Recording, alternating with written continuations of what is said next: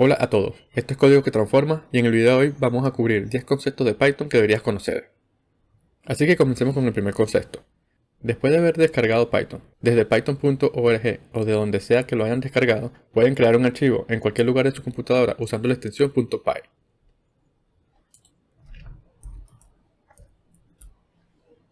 Por ejemplo, si queremos crear nuestro script principal, simplemente escribimos main como nombre y añadimos la extensión .py. Esto lo que hará es convertirlo en un archivo Python que será ejecutado como un intérprete. En Python, si quieres crear una variable, comienza escribiendo el nombre de la variable, seguido del signo de igualdad y el valor que quieres asignarle. En este caso, hemos creado la variable name igual Pepe. Pepe podría tener una edad, así que creemos otra variable llamada edad. Ahora, si alguna vez queremos usarla, simplemente hacemos referencia a esos nombres de variables en lugar de codificar los valores, o escribirlo a mano. Por ejemplo, si usamos la declaración print, podemos imprimir el nombre como la edad, y cuando lo ejecutamos en la consola, deberían ver que podemos usar ambas variables, lo cual, de nuevo, es bastante conveniente porque podemos usarla en cualquier parte del programa. Otro ejemplo sería imprimir, hola, mi nombre es, name, y cuando lo ejecutamos, obtendríamos esto como salida. En Python tenemos muchos tipos de datos, y los tipos de datos básicos son entero,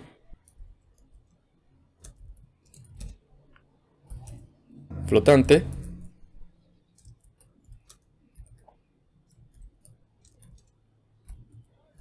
cadenas,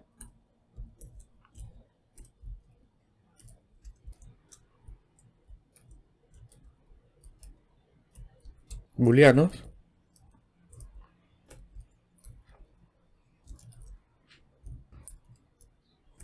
el cual pueden ser verdaderos o falsos. Luego tenemos las listas,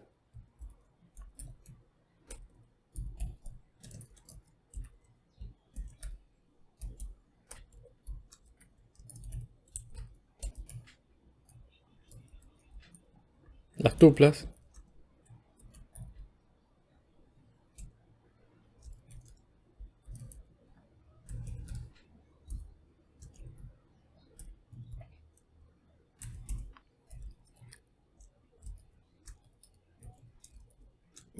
los conjuntos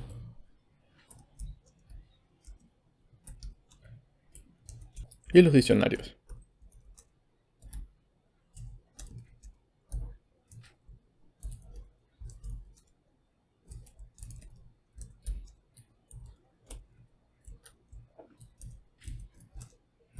Un entero es cualquier número entero, 1, 2, 3, 4, mientras que un flotante es cualquier número decimal. Una cadena es cualquier cosa que exista entre comillas simples o comillas dobles, y solo pueden representar texto, mientras que un booleano se usa para representar dos estados, verdadero o falso.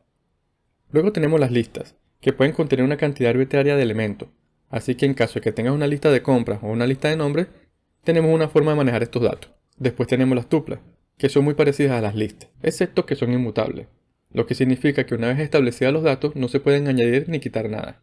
Mientras que con las listas puedes realizar muchas operaciones como añadir y quitar elementos. Después de eso tenemos los sets o conjuntos, que son bastante similares a la lista, excepto que aquí no puede tener duplicados. Todo está garantizado para ser único. Y finalmente tenemos los diccionarios, que es una forma básica de representar pares de clave-valor. Así que tenemos nombre, Pepe, edad, 30. En Python tenemos la opción de usar anotaciones de tipo. Las anotaciones de tipo son completamente opcionales. Y para mostrarles cómo se ven, vamos a crear una variable simple. Name igual a Pepe. Esto obviamente es una cadena de texto, pero también podemos decirle a Python explícitamente que esto está destinado a ser una cadena, indicándolo con dos puntos el tipo de dato. Y podríamos hacer lo mismo para la edad. Un tipo entero. Lo que notarán acá es que si insertamos un tipo de dato incorrecto, nuestro editor de texto nos dirá una advertencia. Supongamos que cambiamos aquí 30 por el texto y ya el editor nos marca en rojo el valor, indicándonos que no se puede asignar al tipo declarado entero un string. Esto es útil porque cuando nuestro código se vuelve más y más complejo, estas advertencias se convierten en un salvavidas, porque como programadores estamos destinados a cometer errores, ya sea porque estamos borrachos, cansados o simplemente no estamos atentos. Y tener advertencias como estas ayuda mucho porque si no especificamos que esto fuera de tipo entero, el editor no sabría lo que estamos tratando de hacer. Aunque es importante señalar que incluso si definimos esto como entero y le asignamos una cadena, el programa seguirá ejecutándose normalmente. Las anotaciones de tipo no hacen nada en términos de cómo se ejecuta el programa, sino son una herramienta para el desarrollador. Fijémonos que igual, a pesar de que tenemos la advertencia, lo vamos a poder imprimir. Seguimos con las constantes. En Python realmente no tenemos ninguna forma de crear constantes, pero podemos usar anotaciones de tipo junto con la convención de nombres en mayúsculas para mostrar que es una constante. Por ejemplo, si importamos de typing el tipo final, podríamos usarla para decirle a Python que vamos a crear una constante. Por ejemplo, tenemos un número de versión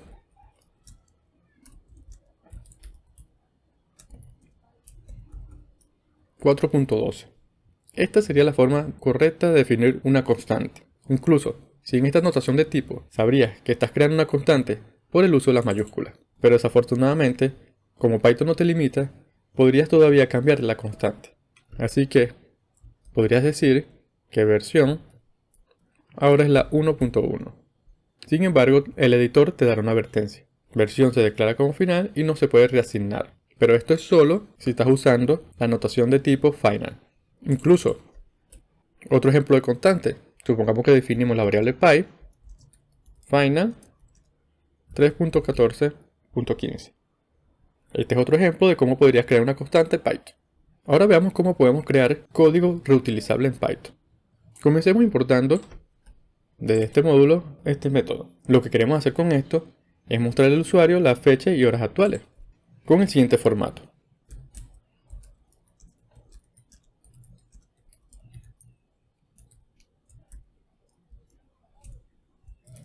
Cuando ejecutamos esto, obtenemos la siguiente salida.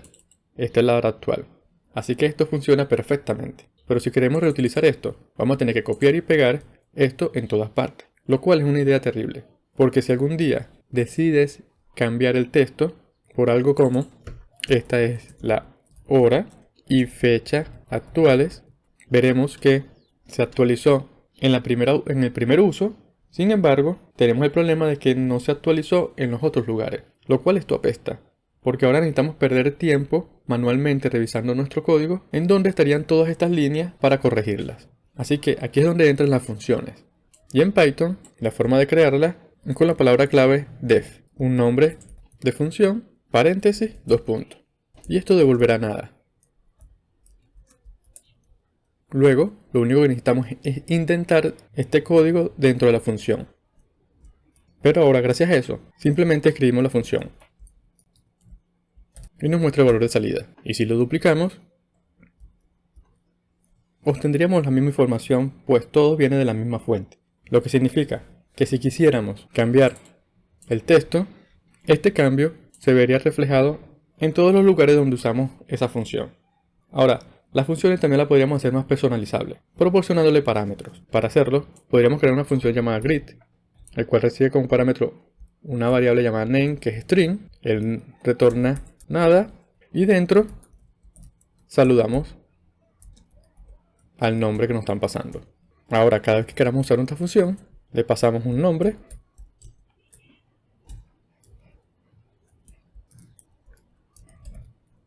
y nos saluda hola Bob, hola Pepe. Lo cual es bueno, porque una vez más, si alguna vez necesitamos aplicar algún cambio, lo podríamos hacer acá. Por ejemplo, Xiao, ahora es Xiao Pepe, Xiao Bob. Se está actualizando en ambas llamadas. Ahora fíjense, en ambos ejemplos hemos definido el tipo de retorno que va a tener la función, el cual es opcional igualmente. Esto simplemente, una vez más, hace que nuestro código sea mucho más seguro, porque si por alguna razón devolvemos la cadena hola, nos va a decir que es del tipo incorrecto. Ahora siguiendo tenemos el concepto de clases. Y simplemente podríamos decir que una clase es como un plano para el código. Comencemos creando los componentes principales de una clase para ver cómo funciona. Y es que en Python, para definir una clase, usamos la palabra clave class, seguida del nombre que comienza con letra mayúscula. Y así es como se crearía una clase. Ahora, obviamente, sería más útil si esta clase pudiera hacer algo. Así que lo primero que vamos a hacer es definir un inicializador. Y un inicializador se usa para configurar una instancia en la clase, lo que significa que si vamos a crear un objeto a partir de esta clase, estaremos usando una información específica. Creémoslo de la siguiente manera.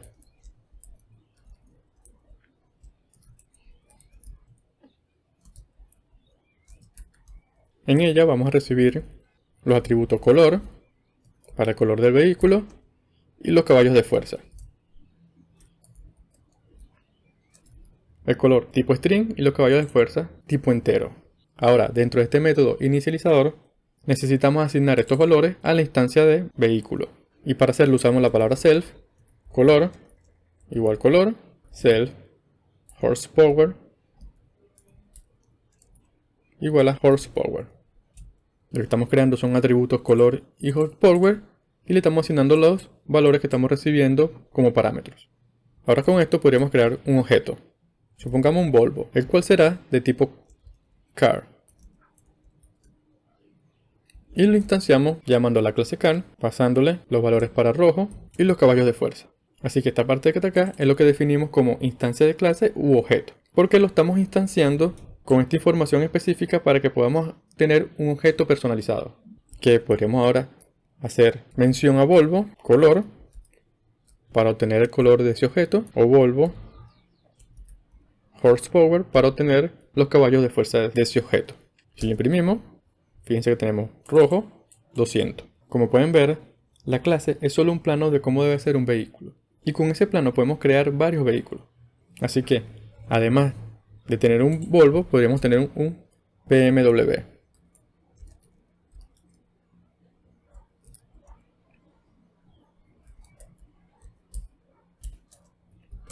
El cual va a ser azul y tiene 240 caballos de fuerza. Ahora, podríamos hacer lo mismo imprimiendo sus valores. Tenemos los valores para el Volvo y tenemos los valores para el BMW.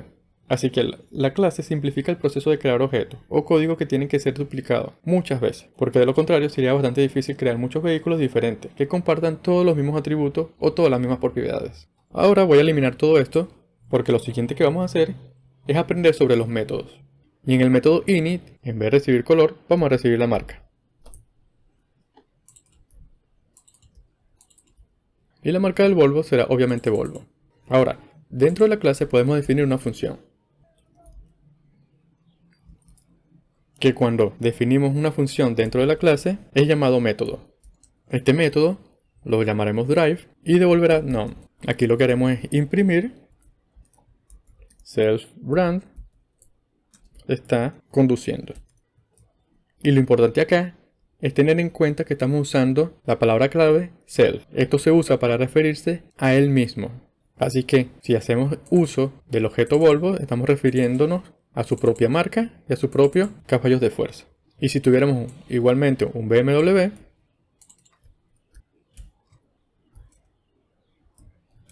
cuando hagamos mención al método drive, nos estaremos refiriendo a la marca del BMW y a sus caballos de fuerza. Y podemos acceder a estos métodos haciendo un llamado. Volvo está conduciendo, BMW está conduciendo. La clase puede tener infinidad de métodos. Por ejemplo, queremos otro, def getInfo, para obtener la información del vehículo. Igualmente, esto no va a retornar información porque lo que vamos a hacer es un print. Y acá lo que haremos es mostrar la información que tiene este vehículo. Así que, como hemos escrito o hemos llamado drive, también podríamos llamar getInfo en ambos objetos. Y obtendríamos lo siguiente. Volvo está conduciendo, Volvo 200. Mejoremos este mensaje. Este es mostramos el brand y tiene HP de caballos de fuerza. Volvemos a mostrar acá y tenemos la información de esto es un Volvo y tiene 200 caballos de fuerza. Lo mismo para BMW. Ahora, con esto ya tenemos una clase llamado car que tiene atributos y métodos que se ejecutan internamente. Y el objeto tiene disponible acceder a ellos de forma independiente. Ahora, estos métodos no solamente están limitados a usar la información que están dentro de la clase, también pueden definir o pueden tener sus propios parámetros. Así que, por ejemplo, drive, después de la palabra self, tenemos una variable de instancia y la podríamos mostrar acá. Ahora, cada vez que llamemos A este método debemos decirle cuál es la distancia que está recorriendo o está conduciendo. Acá podríamos decirle que distancia es un número entero y le decimos 100. Mejoremos esto acá, 100 metros, 1000 metros. Si volvemos a correr esto, vemos que Volvo está conduciendo 100 metros y el BMW 1000 metros. Ahora, quitemos esto porque vamos a pasar al concepto final en el cual quiero hablar en este video, que son los métodos Donder. Acá seguimos teniendo nuestra clase Car y tenemos nuestro objeto Volvo y BMW, lo cual nos crea un objeto de tipo vehículo con la información que requiere para su procesamiento. Pero veamos ahora mismo qué pasa si yo imprimo el objeto Volvo y lo corro. Aquí lo que tenemos de vuelta es un objeto tipo vehículo, tipo car y la dirección de memoria. Esta información realmente no es muy útil para nadie a menos que seas programador. Y aún así inclusive a veces ni lo necesitamos. Pero ¿qué pasa si realmente queremos obtener la información que está dentro del coche? Bueno, para eso podemos usar un método Donder. Y un método Donder es simplemente un método con doble guión bajo, como el del init. Así que vamos a definir el método Donder para cadena, string. Y esto va a devolver una cadena. Y le decimos que va a retornar self-run y los caballos de fuerza. Ahora, si volvemos a intentar mostrar que es el Volvo, nos va a mostrar la información que retorna este método DonderString. Aquí lo que estamos diciendo es que si al objeto lo quieres tratar o lo intentas tratar como un string, en este caso cuando lo imprimes, vas a utilizar o vas a llamar a este método Donder y vas a mostrar esta información. Y métodos Donder tenemos muchos. Por ejemplo, también tenemos el de suma, def Donder. Fíjense que tenemos aquí una lista de varios que podemos usar. En este caso vamos a usar el de la suma, el cual va a recibir other, que sería la otra instancia que se va a sumar. Acá vamos a retornar un string igual. Y lo que vamos a hacer es retornar self brand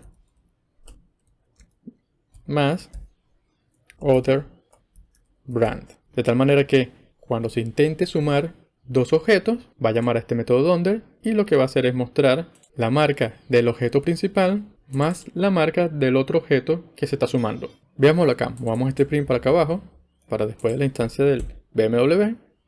Y al Volvo le vamos a sumar el BMW.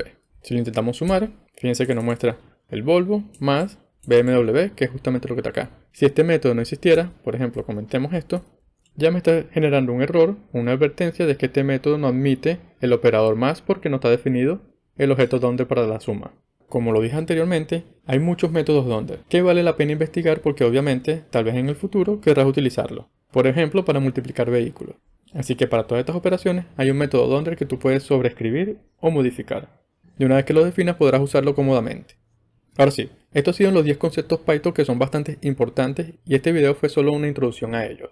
Te recomiendo que estudies estos conceptos más a fondo, investigues más en línea o veas videos en YouTube al respecto, los cuales te recomiendo que veas los de mi canal.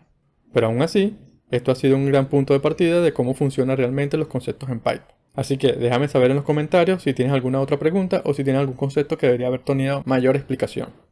Sin más nada que decir, como siempre, muchas gracias por ver. Nos veremos en el próximo video. Gracias por llegar hasta el final de este video. Si este contenido te fue útil, no olvides darle like, suscribirte al canal y activar la campanita, para que YouTube te avise cada vez que suba un nuevo tutorial o desafío. También puedes seguirme en redes sociales, donde comparto tips, recursos y contenido exclusivo para ayudarte a seguir aprendiendo programación. Esto es Código que Transforma y estamos aquí para ayudarte a crecer como programador. Nos vemos en el próximo video. Hasta pronto.